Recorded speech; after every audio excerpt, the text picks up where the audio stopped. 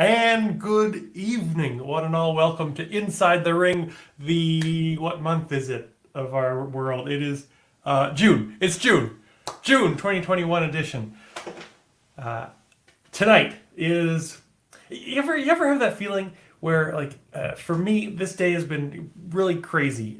Yesterday, I was planning to prepare for this show all day, and then suddenly I ended up with 4 back-to-back meetings, which totally interrupted my day. It's been a crazy day for me, but you have that feeling where you get to your Magic Club meeting, and it's just all of a sudden it's like, yeah, it's awesome. This is how I feel. When this show starts, it's like Magic Club meeting, and I'm excited, really excited to be here and share some magic with you guys. If you're here, please let us know in the chat. You can type in, say hello, let us know where you're listening from. It's always nice to hear. We have our regular fans, Christopher Beck. It is that time. Welcome back again. Jim is here. Hello, Jim. Hello. So let us know you're tuning in throughout the show. This is a live program, at least at this moment. It's live. I mean, it won't be when you hear me say that later. So watch out for that. But at this moment, it is live. So you can type in with your comments, with your questions. Edmund is here from Ring 63 in Greenville, South Carolina. Welcome, Edmund. And let's see, I hope our Ohioans are here. We always have a good turnout from Ohio. Dan is here from Kissimmee, Florida. Albuquerque is represented. Don Johnson, thank you. Glenn, watching from Newburgh, New York. Hey, Glenn, thanks for tuning in. Tonight, we have a guest.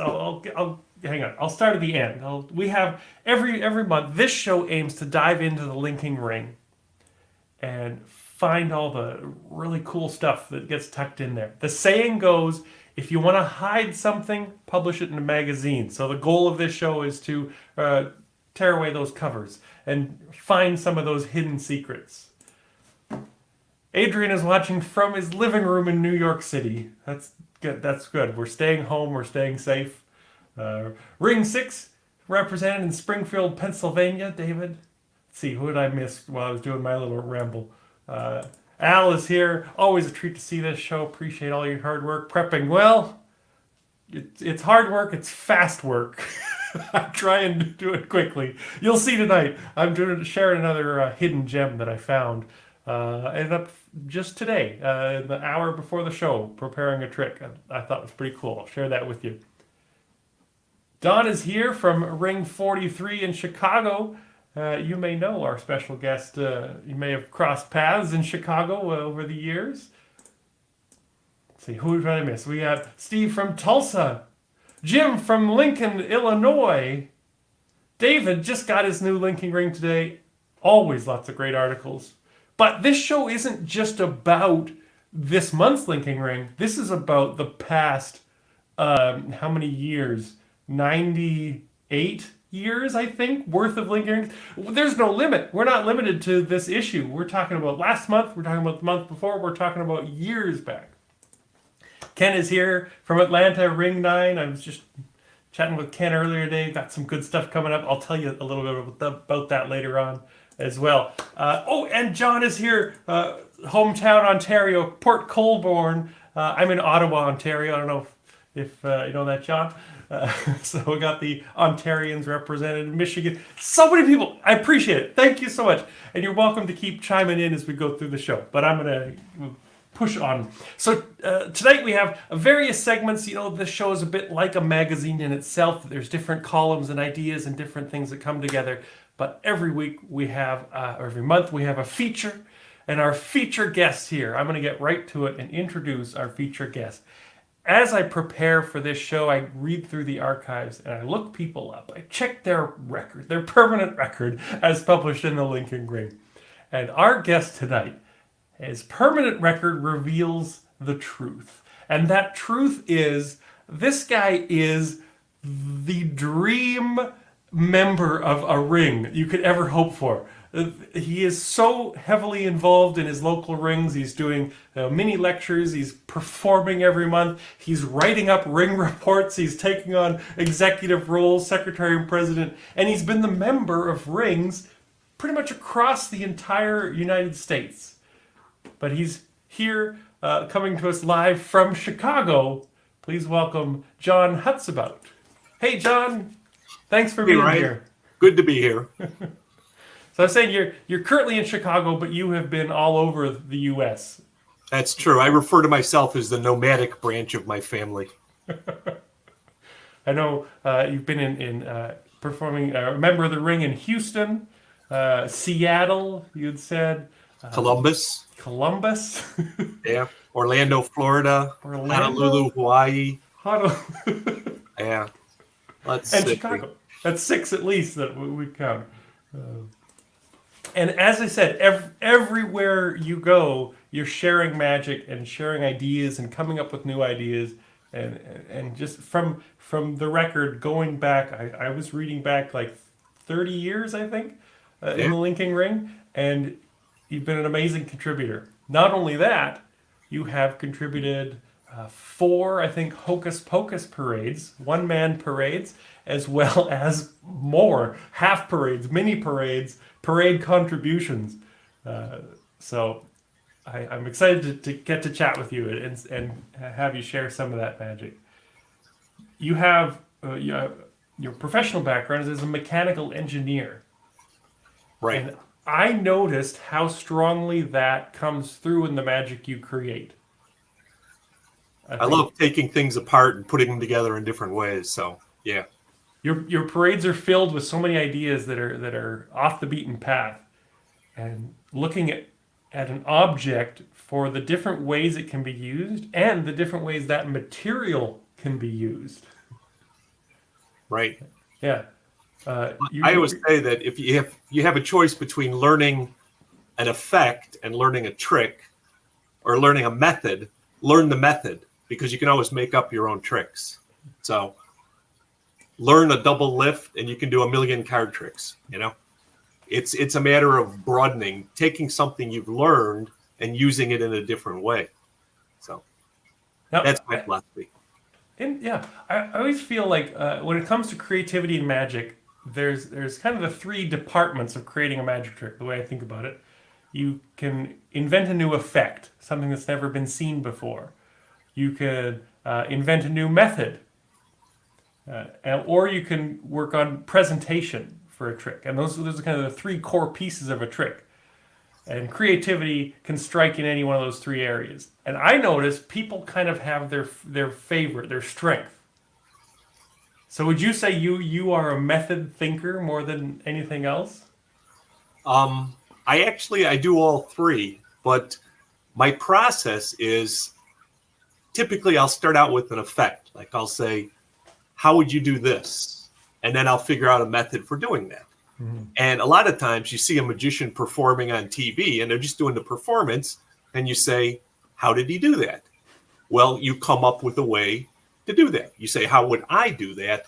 And you might find out that the method you came up with, nothing like the method the magician used, but if it works and the method is invisible, it doesn't matter. I saw a guy do Professor's Nightmare, and he had the short rope, the medium rope, the long rope. And then when he was done, he had 3 equal length ropes. He handed out the 3 equal length ropes. And I said, that's great. I got to do that. So it took me a year, and then I figured out a way to do it. And I wrote it all up. I said, oh, here's how you can do that. And you can hand out the ropes for examination. And then a week later, I figured out how to do it much simpler. So, everything is, if you come up with a trick, never name it the ultimate or the supreme, because then when you come up with a better way of doing it, what are you going to call it? So, yeah. Yeah, I would consider myself a magician in progress, because I've never done anything. Yeah, so everything I write up for every one of the Linking Ring parades, I come up with variations, different ways of doing it, different ways of using the same method to do different effects. And it's just this growing ecosystem. I noticed that in your parades that you will often revisit ideas from a new angle. Like you had mentioned this earlier about the red plastic cups. I love those. They're so. And you kind of got your brain in this zone of red plastic cup methods and tricks and ideas. Yeah, I could do a red plastic cup parade. Yeah. Do you have a red plastic cup idea to share with us tonight? I do. And they make the large size red plastic cups. They also make these smaller tumbler size red plastic cups. And you can show two of these empty. And then you put them inside each other.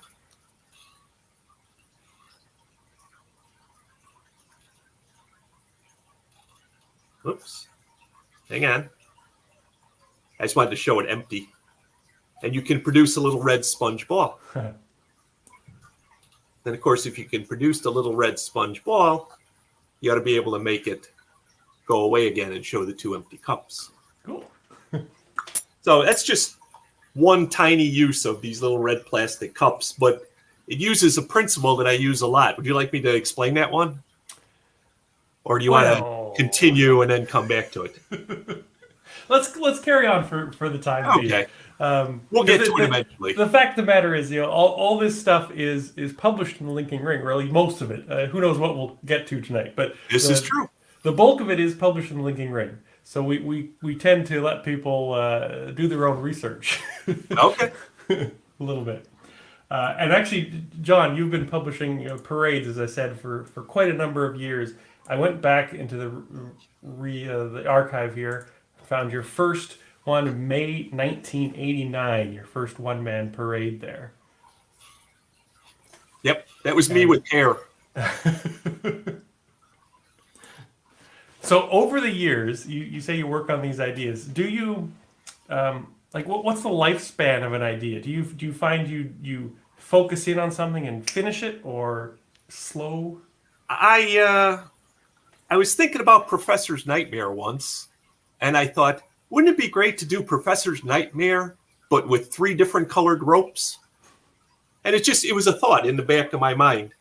So 5 years later, I created something I call the Expanso rope, where you can make a rope grow in size, and then you can hand it out. It's just a regular rope, but you start out by showing it small. So I had a short rope, a medium rope, and a long rope, and they were all brightly different colored.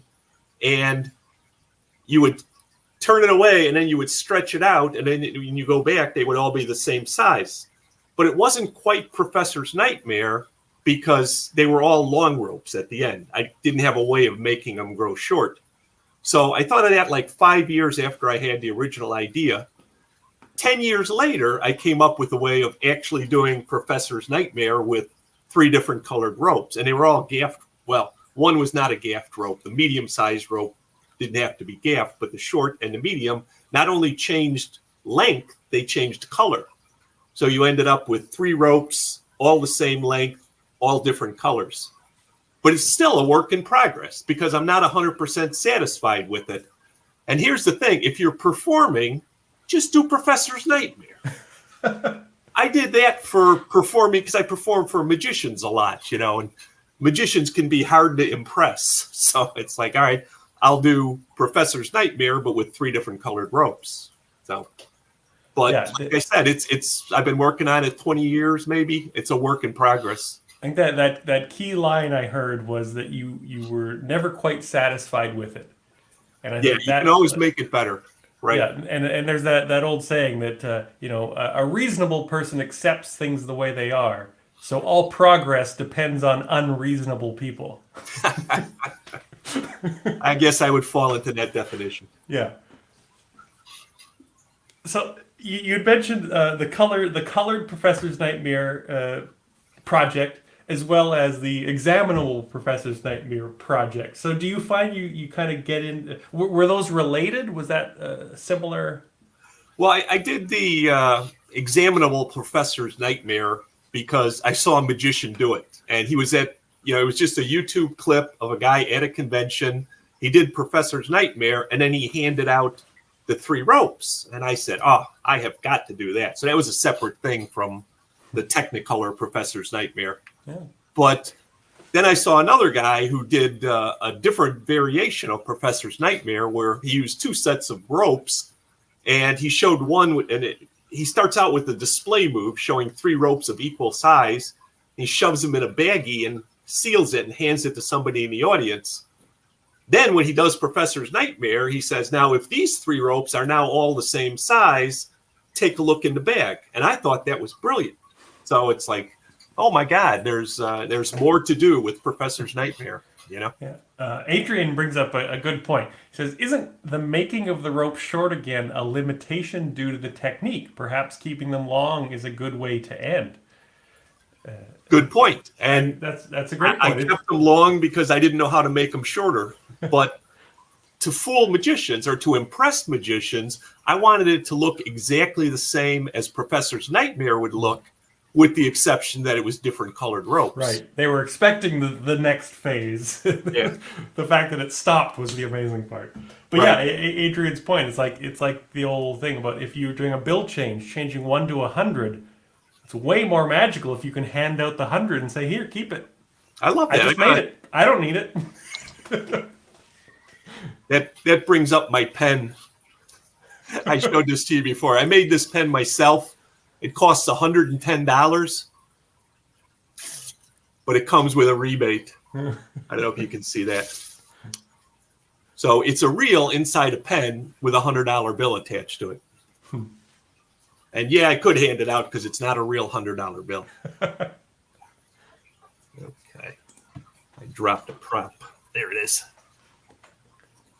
Now, as far as performing magic, do you find what is your favorite magic to actually perform? You know, I love close-up magic. I love stage magic. There's a lot more venues to perform close-up magic.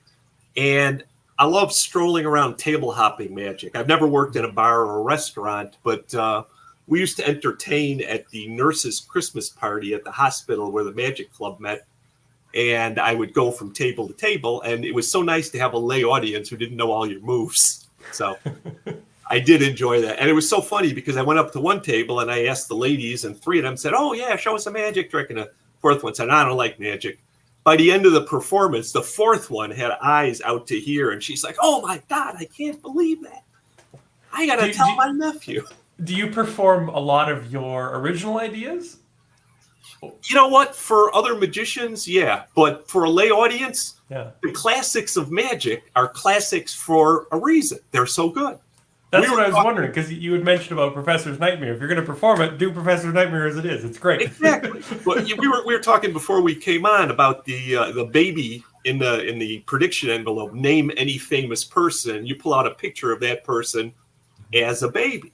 We forget how hilarious that is for the lay audience because we've known that joke for 100 years. You know. I used to do a magic festival, and I got in the habit of doing an informal survey of the audience and just saying, hey, who here has been to the festival before? A few people clapping. Who here is seeing a live magic show for the first time ever? And the majority of hands went up every single year. So I changed my perspective on performing because most people in the audience have never seen magic before. Right.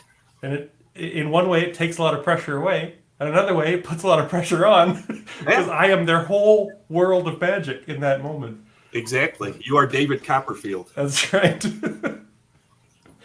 Now, I do have a special request. By popular demand, Jim is saying, explain, please. We're talking about the plastic cups. Oh, okay. Would you be willing to just maybe give us a hint? Because this is something we can make ourselves, right?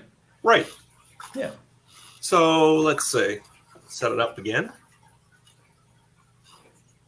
Okay, 2 plastic cups. Show them empty. 1 cup goes on top of the other. Very clean. And then when you lift the cup, the sponge ball appears. And you remember when I showed you those 2 cups empty? I was lying. There are 3 cups. So all you do is you cut off the white plastic rim on this red plastic cup, and you get this, the perfect shell. It's invisible when it's on the outside of the cup. It's invisible when it's on the inside of the cup. So to do this, place the sponge in the cup, place the shell on top of the sponge, crunch it down, pinch. Show the 2 cups empty. One cup goes over the other. And now the sponge ball forces the shell off of itself, and you can display the sponge. And there's no reason you have to do this with little cups.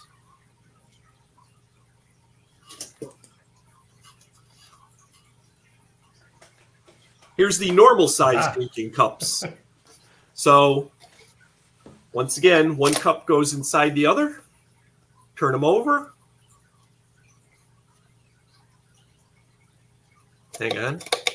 Sometimes the sponge gets a little shy, but this is actually a tennis ball.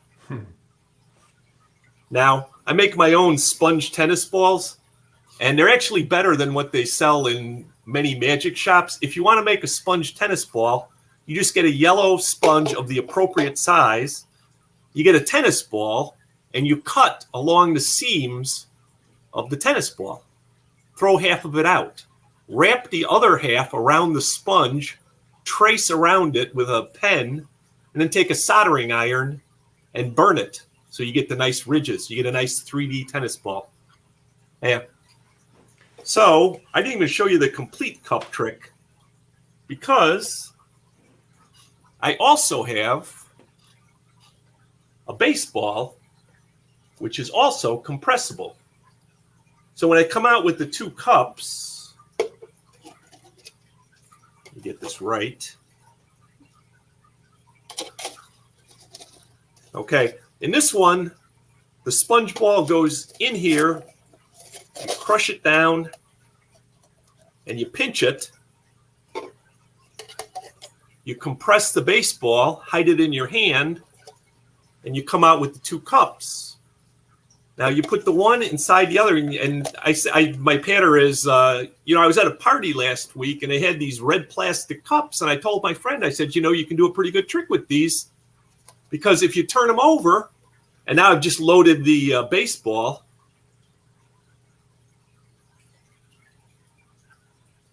you can produce a tennis ball. Well, my friend wasn't that impressed. He goes, I don't play tennis. I said, oh, yeah? What's your sport? He goes, well, I like baseball. I said, all right, I can do a baseball.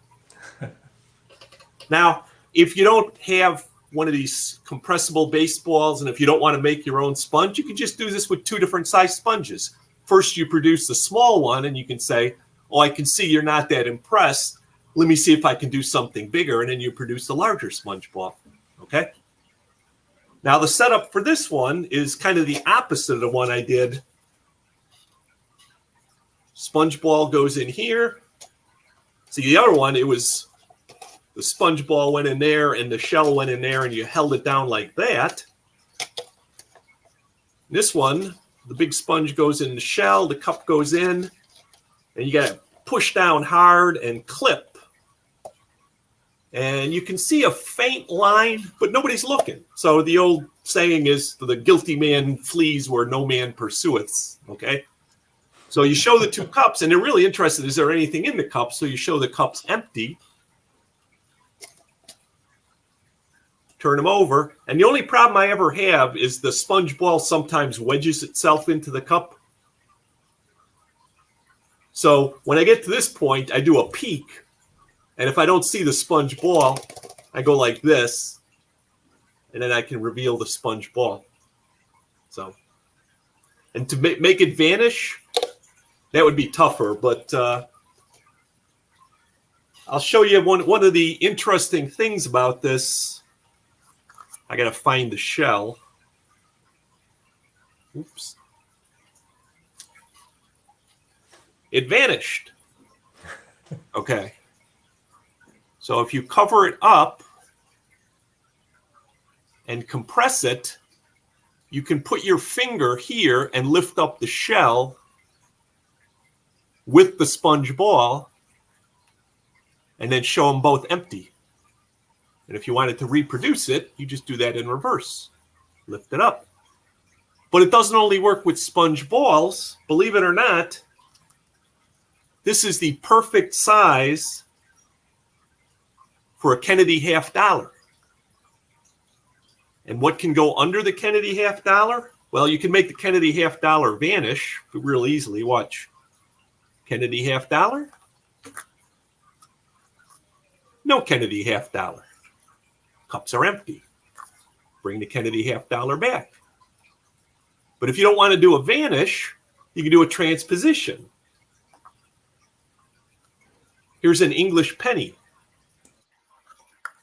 That goes there. Shell goes on top. You're showing the Kennedy half dollar. Cover it up. It instantly turns into an English penny. If you don't have an English penny, you can make a face-up Kennedy half turn into a face-down Kennedy half. All just by using the little shell, which you can make for 3 cents and 2 minutes of your time. Okay? Thanks very much, John. As I said, I'm not sure which trick is where, but I think that one may have been the most recent one. I know there's at least another red cup idea. This is last month's parade was John's most recent work. Yeah, you can search on my name in the database, and then all the parades pop up. Yeah, although as I said, it was actually a little difficult to search on your name because you come up in hundreds of ring reports. Yeah, apparently. But each one is a good ring report. You should read them. Now,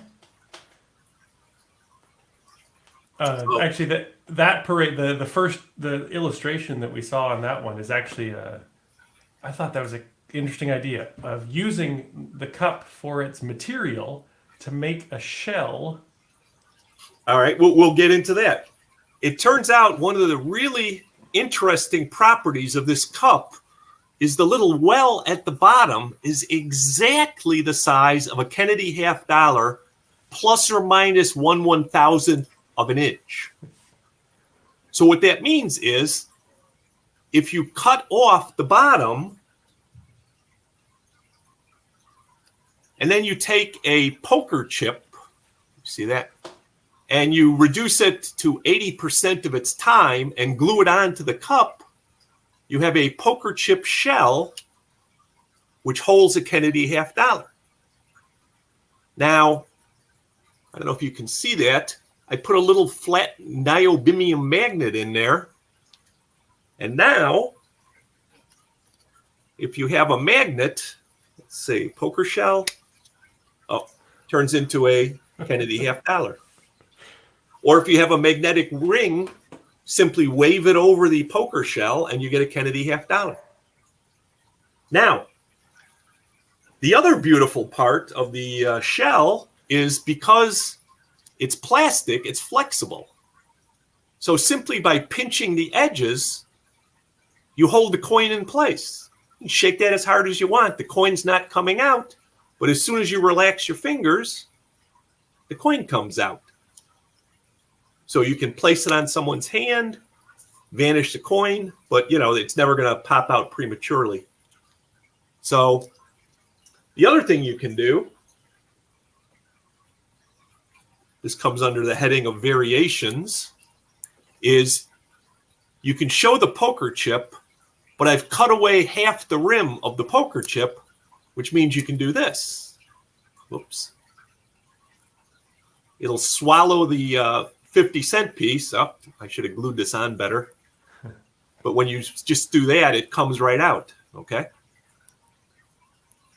So that's one thing you can do. So that begs the question, why people even go to magic shops? I gotta say, Magic Incorporated doesn't make a lot of money off of me. You seem like the kind of guy who your magic shop is the dollar store. The dollar store and Goodwill. Yeah. I get my really good props at Goodwill. Turns out sterling silver, nobody wants that anymore. So I got. Do you ever find yourself going down an aisle and you see an object and it inspires you, but you don't know why? You don't know what it is, but you know it's something, and you just pick up that object and figure something out? Last Easter, they were selling these little bunnies with little Easter eggs full of candy in them, but I can't eat the candy because I got type 2 diabetes, but I bought this and you can do sponge ball moves. It's a flat compressible little thing. So I just conceal it in my hand, and I come out with an empty bag, and I said, here, reach in the bag and pull out what's in there. And of course, there's nothing in the bag. And really, you didn't find it? The Easter Bunny was hiding in there. And, it cost $1. Day after Easter, 50 cents. But that's just like it's just like a rubbery. Yeah, it's just a rubber, and it's hollow, so it springs out into a bunny, but it's a little bit different from the sponge bunnies we're so used to working with. So it's kind of a unique prop. So I had no idea what I was going to do with it, but I bought a bunch of them. And I can do multiplying bunnies. I can do, bunny routines. This works with sponge ball moves, and that's a concept in creativity. It's called broadening. Once you learn sponge ball moves, ask yourself, can I do those moves with anything else? With coins? Okay. With rings? Okay. Well, what else is like a sponge? Well, this is like a sponge. It works really good. The baseball that I showed you, it's not a sponge. It's a compressible, soft, squishy baseball. So I found this at the store, and the problem was it didn't snap back into shape. I'm trying to get an angle where you can see it. But if you remember, if you work with sponge balls, they say wet the sponge ball, and it works better. So I tried that with this. I went and I wetted it, and when it got thoroughly wet, I squeezed out all the water, and now it's snapped back into shape a lot faster. I'm saying, all right, now I can use this as a production load. It's like, well, what other squishy balls do they make? They make little basketballs, they make little tennis balls, which are beautiful, but for some reason they painted the tennis balls green, and I just can't see a green tennis ball. So, but yeah, it's figure out what you know and then figure out how to use it in a different way, I guess is what I'm trying to say. Now, was that your question? Or yeah, I think so. I think so. Do you find that is a byproduct of your engineering education? I became fascinated with creativity at a very early age. When I was in 7th grade, I actually changed the way my grammar school operated for the next 40 years. And what happened is we had a school newspaper. So I wrote an article and I said, okay, we have an hour for lunch, and that's half an hour for eating your food and half an hour for running around in the playground. What if we moved the half-hour playground time to 2:30? And just had a half-hour lunch? You could eat your food, and then if you wanted to play in the playground, you could play it at 2:30, but all the teachers would get to go home half an hour early. So they tried it. And for the next 40 years, they let school out at 2:30 because of me. So now I'll tell you the downside of creativity. We had a Coke machine in the gymnasium. It was Cokes in bottles for a dime. I figured out that if you hit the Coke machine on the side, it thought it would have a dime, and it would give you a free Coke. That was very creative, but I made the mistake of sharing that observation with one friend, who then told 6 other friends, who then told 6 other friends. The next time they went to get the money out of the Coke machine, there was no Coke and there was no money, so they got rid of the Coke machine. So I basically lost out on getting Cokes in school. Lifetime supply of Coke if you just kept the trap shut. I would have only kept it to myself. Even though I'm lecturing today, there's a lot of benefit to be saying for keeping stuff secret. Well, I appreciate that you were here to share a few of your secrets. And if people are looking for more, there is more. Not only, let's see, what parades haven't we mentioned? We talked about last month. Here's a mini parade going back to June 2015 in that issue. In July 2008 is a full parade from John. We can go back to his first in May 1989. So you can look up any of those and you'll see what impressed me most was just the variety of ideas. Got tricks with tennis balls and sponge balls and cups and coins. Very few card tricks, which is I appreciate. I have an interesting philosophy on card tricks. I know a million magicians who are card technicians that absolutely knock your socks off. But if you can do the invisible deck where somebody just names a card and you fan out and there's one card face up and it's their card, every other card trick should be judged against that. If you can't do a trick that's better than that card trick, just do the invisible deck. So when I'm performing for lay audiences, I do the invisible deck, you know? But I do have some card tricks that I've invented that are actually better than the invisible deck. And at least one of them is in one of those parades. Ooh, a scavenger hunt. Yes. How about that? You heard it here first. I want you to go out and find that. I don't even know what it is.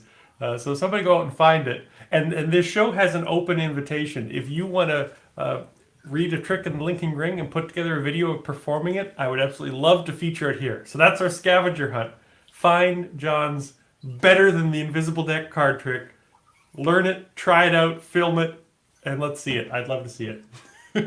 I did have a funny experience once. I did a trick called golf ball in a can, and it was just a variation of coin in bottle. But you show an empty pop can, you put a golf ball on top of it, you slam your hand down on it. Then when you take your hand, the cover of the can is still there. But now when you shake the can, it rattles. And you can tear it apart, reach in, and pull out the golf ball. So I showed it to a friend of mine, and I said, yeah, you like that? I made that trick up. He goes, you didn't make that trick up. I read it in the linking ring. And I said, I know, I put it in the linking ring. So if you want to know how to do golf ball in a can, I think it was in my first parade. So, and it's not that hard to do. Oh, okay. Actually, my hero in Magic is Carol Fox, whose philosophy is everything I do is simple, which allows me to concentrate on the performance. And that's what I love. So trust me, everything I do is simple. And if you've ever gone to a lecture and you watch the guy and you were amazed and his magic was great and you loved it, but then a week later you realize that you were never going to perform any of his tricks, you can do anything I can do because I'm not that talented. So I'm a little bit on the clever side. Yeah, your talent is not in the fingers. It's right. Well, John, thank you so much for coming here tonight. I look forward to having you back on the show again because I know you've got so many ideas to share. Next time I'll wear pants. Oh, well, it's optional. You set up your camera however you like and roll with it. All right, I'll be a CNN anchor. All right, have a good night, John. Thanks so much, and I'll see you again soon. Thanks for having me, Ryan. Bye. That was John Hutsebaut, the author of several parades and several contributions to the linking ring above and beyond. And it's a pleasure to have him here with us. Jim was asking if there's any hints for the name of that card trick. Well, no, not yet. We'll see. Every time I put together these episodes, after the show, I'm able to go through and make notes on the exact content. So I'll track down a few of the things, and I don't know if I'll share that little hint. I think I want to encourage people. This whole show, the point of it is to encourage people to read the magazine and find those little things in there, because I'm by no means even scratching the surface of what's in there. So go hunt, and you'll appreciate the adventure. That's my pledge. Okay, moving on. We got more show coming right up, and it is time for. Yep, it's time for the really late magic news.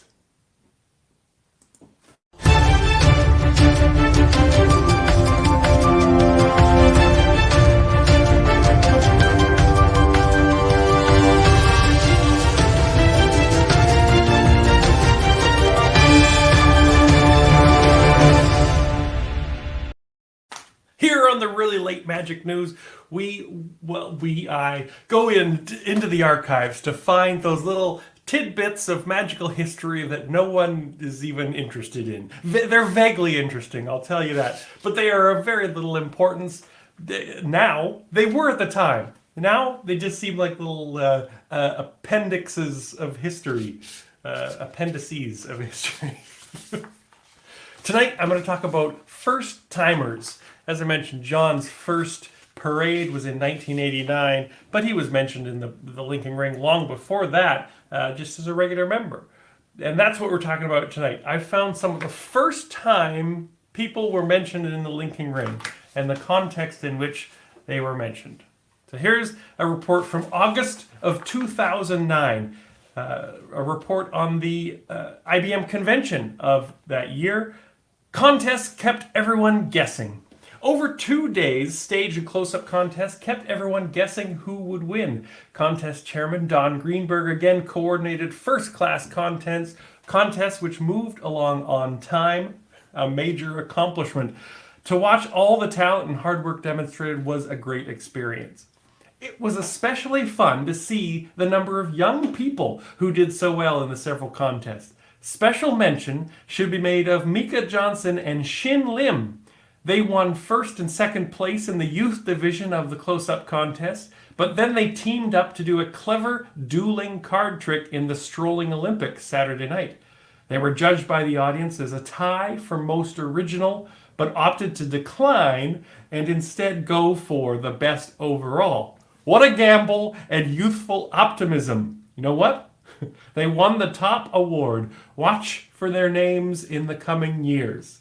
And of course, you know the name Shin Lim. Just out of curiosity, I had not heard the name Mika Johnson, but turns out he's a doctor that went to Harvard and Yale and Oxford, and he turned out okay too. The next one goes back to 1981 as the first mention, and it's a very brief mention. It is Stephen Bargatze's application to become a member of the IBM. Of course, the Linking Ring lists the new members. It took a long time, but apparently his application was approved. His next mention in the Linking Ring with a bit more depth goes to 1996.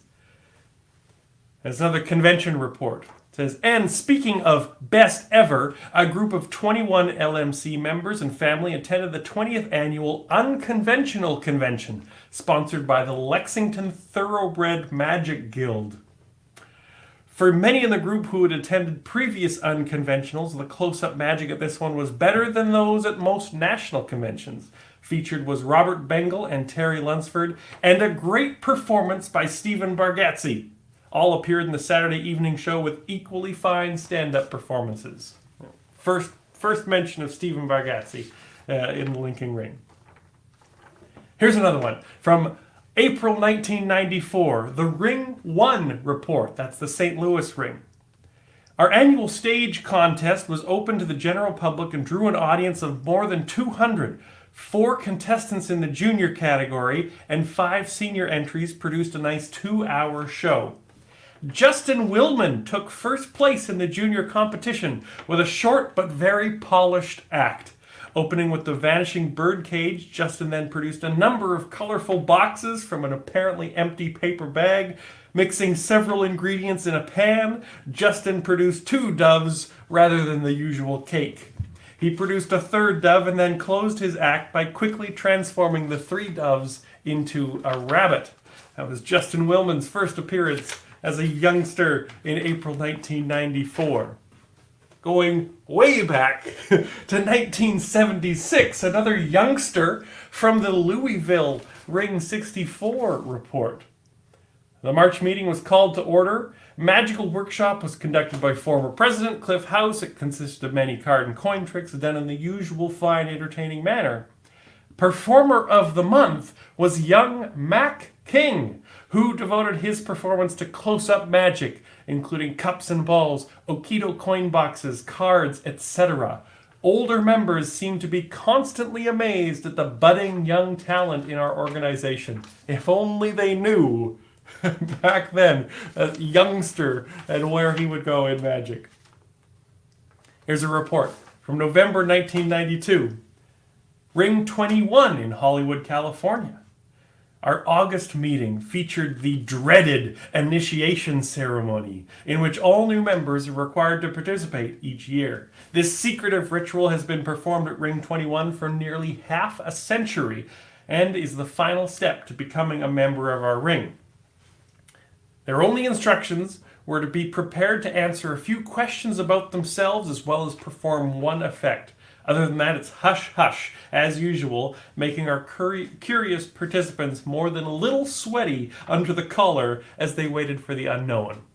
Kenrick Ice McDonald followed with a patriotic dove production from Silks, which then transformed themselves into an American flag. And that's how Kenrick Ice McDonald became a member of Ring 21 in Hollywood. We have more. What else? Oh, here we go. From February 2008. This is ring 92 in Vancouver. The Charles Howard ring. Last year, our Christmas dinner was snowed out, and its postponement was snowed out. It's Canada. This year, we were lucky as the snow only fell in the mountains of the North Shore. Walter Rutek read the rules for the William Shelley and Percy Poole stage competitions. That was the theme that month. The juniors started with new member Alex Zander, showing great potential, doing silks and a change bag and a disappearing candle routine. Very nice. Alexander, now another youngster with great potential. These ring reports, they're like prophecies of the future. And finally, one last report from April of 1940. Ken Scott from Paris, France, left on a trip to the coast where he will play hotels. A nice, clean-cut young chap who should make good anywhere. 1940. So congratulations, Ken Scott, on your 81st year as a magician. That's pretty cool. And those were some of the first-time mentions of some magicians in the Linking Ring. And why did I pick those people? What do those people have in common? Well, they all share one important thing in common, which is coming up next month. They will all be at the 2021 IBM convention. They are performing, they are lecturing, they are giving talks. And you can be there. This is the best deal you'll ever find for the IBM convention. You register for the convention, you get free your membership is paid for the next year. And you get a convention for like $30 extra. So, heck of a deal. Coming up next month. Actually, coming up quite quickly here. So, get yourself registered and see how these youngsters with great potential have progressed in the world of magic. Adrian was getting ahead of this prophecy. Will it be Alex? I was right. Garnet says it's the best deal around. Absolutely. I'm so excited for the convention. The shows alone are well worthwhile. I'm really excited for that. Moving on. We got more magic coming up here. Let's take a trip away from me. Let's listen to somebody other than me here and take a trip over to the card corner.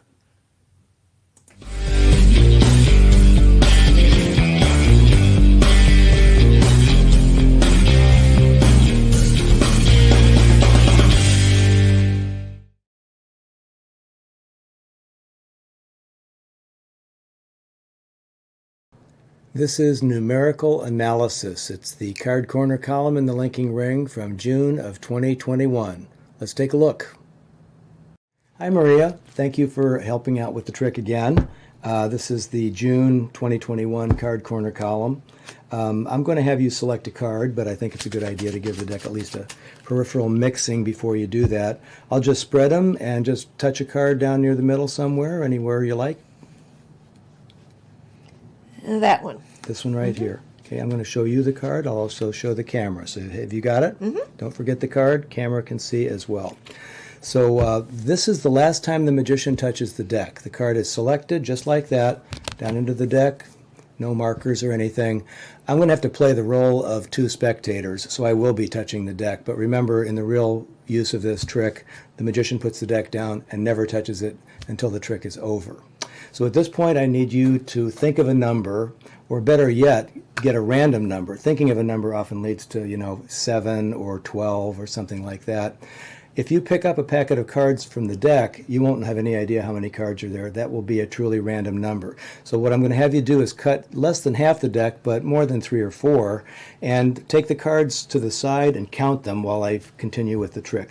Okay, go ahead and pick them up. I won't look. And take them off to the side. Okay. And go ahead and count those cards. And now I'm going to play the role of spectator 2 and 3. I would tell spectator 2 to cut the deck about in the middle, and she would do this. She would hold the cards she cut. Spectator 3 would take these, and I would explain that they were there to mix the cards around like this. So meanwhile, Maria is counting the cards. The spectators are mixing away. And when they're done, we're going to have Interesting moment. So whatever is left goes on top. Spectators take the deck and square it up, and now spectator 2 holds the deck. So I've never touched the deck since the time that they were put on the table. So you know your secret number? Nobody else knows it, right? Okay. Spectator 2 is told to count the cards or to deal the cards on the table one by one, counting out loud. And Maria, your job is to tell her to stop when she reaches your secret number. Would it be amazing if she stopped right on the selection? Let's see what happens. That's 1, 2, 3, 4, 5, 6, 7, 8, 9, 10, 11, 12, 13. Stop. On 14? 14 was the number. That's the first time we found that out. This is the card stopped at. No hanky-panky. What was the card? 10 of spades. The 10 of spades. Wow. It's just math. It works every time, but it's an amazing trick because she has a random number of cards. You don't know what they are. The spectator cuts the deck. There's 2 spectators mix them back and forth. A lot of randomness in the trick, and yet you arrive at that 10 of spades. Thank you very much for your help. Until next month, Mike Powers, Maria Schweeder, signing off. That was Numerical Analysis from Mike Powers' Card Corner. And honestly, I haven't read that yet, and I have no idea how that works. It's hard to get a sense of that as a studio performance because it is entirely hands-off, and I don't know how that one would work itself out. But you can know. It's in the Linking Ring. I just haven't got to it yet. And apparently it's actually part 1, so there's a part 2 to that coming up next month. We can look forward to that. And sorry, that was maybe too quick. That's in June 2021, current issue, page 105. You can check that out. I have one last thing to share with you tonight, and it is the final segment of this show. It's got a new title sequence of its own. Roll clip.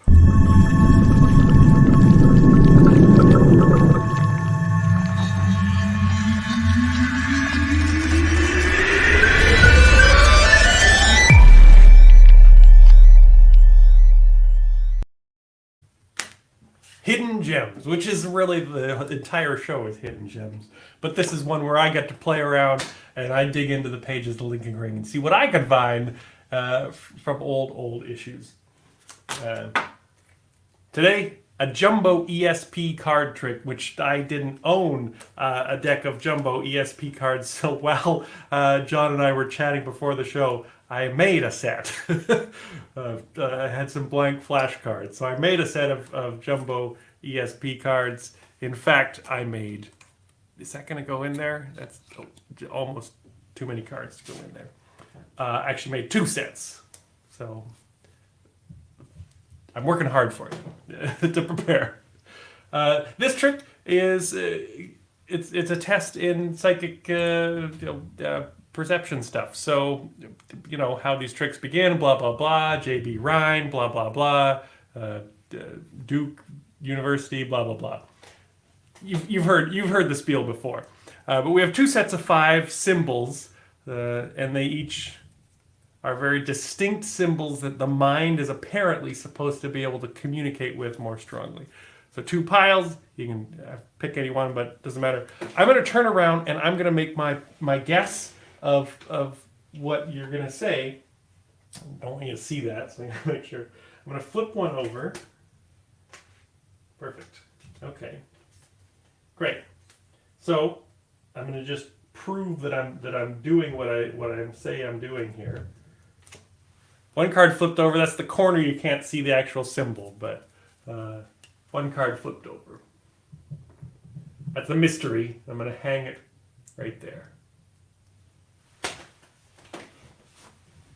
Now we need to figure out what you're going to do. Now, if you're here, I could hand these to you, and you could do the same thing and flip over a random card, but you're not here. So let's try a process of elimination. And we'll use the folks in the chat. So if you're listening and you're within the reach of your keyboard, I want you to pick a symbol. Just type in any symbol. It could be the cross, it could be the wavy lines, the square, the star, or the circle. Pick any one. And what I'm going to do, as they come in, I'm going to pick the first however many it takes to eliminate. We're going to eliminate down so there's only one left. Based on whoever types things in first, that will be eliminated, and we'll keep going till we only have one card remaining, and we'll see the card that is left standing through this process. That way more and more people get to be involved in it than just one picking it. Okay, I think hopefully we have enough random choices. I'm going to go up to the top of the list. So Jim was the first to chime in at 9:56. He said star, so we will eliminate the star. That's out of there. Next one, Adrian said square. We will eliminate the square. That's out of there. Charles also said square, so that's been eliminated. Don said star, which has been eliminated. Square. We got lots of squares and stars. David said square. Glenn is the next. He said circle. We will eliminate circle. John said star. That's already gone. Oh, we need more. We need more. We've got 2 left. There we go. Jim chimed in to help out, get us across the finish line to eliminate wavy lines. Okay. So look at that.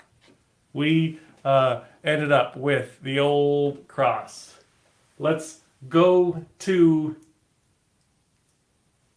the pack here. And let's see. We have... Oh, look at that. Okay, 1 card. Reversed in the pile, and... Aha! The perfect match! It's a miracle, an ESP miracle here today. There we go. That is my trick of the day, the hidden gem. I thought that was a neat, pretty clean, pretty straightforward ESP effect from the linking ring. And that was, let's go to the reference here, going back, way back. 1962, Tom Powell did a parade, and that is called Extrasensory Powellception. Funny thing about that, January 1962 parade. This is the longest parade I've ever seen. It is incredible. It is I think 44-page one-man Hocus Pocus parade. I kept flipping to get in a huge variety. There's everything from ESP tricks to close-up to stage. There's table designs. There's small illusion designs in there, all from Tom Powell in one edition. One thing I remember, there was a table design shaped like an atom bomb. Like the base of the table was an atom bomb, and little fins of the bomb were the feet of the table. 1962, that was on their minds. So yeah, there is, as I said, this show just scratches the surface of what's in there. That parade alone. And that is it. I'm not here to teach this trick. I'm just here to inspire you to dig in and find out the handling of that if you're interested in pursuing that trick. That is it for another edition of Inside the Ring. I appreciate you being here live with me and sharing your comments and your thoughts. There's applause coming in from David Kelly. Thank you very much, David. Appreciate that. Thank you so much to John Hutsebaut for joining us here live. And Mike Powers, of course, is a very regular guest via video. I appreciate that he's filming his tricks. I mean, he's been doing it long before my show. Nothing to do with me. Mike has been doing this for years and helping to find those hidden gems within the magazine. Charles, great fun. Thank you for being here. Don, thanks for an amazing evening. Don, you got mentioned, didn't you? You were... Oh, that was Don Greenberg. No, close. The Donbergs need to stick together. Tom O'Brien, thank you very much. The Toms are here. Got Tom O'Brien, Tom Gentile. Thank you very much. I appreciate you guys being here tonight, watching the show, and I'll see you next month for the July edition. It'll be the week after the convention, I think. So we'll have some new stuff. Hey, Donna, thanks for tuning in. And I have nothing left to say except have a good night.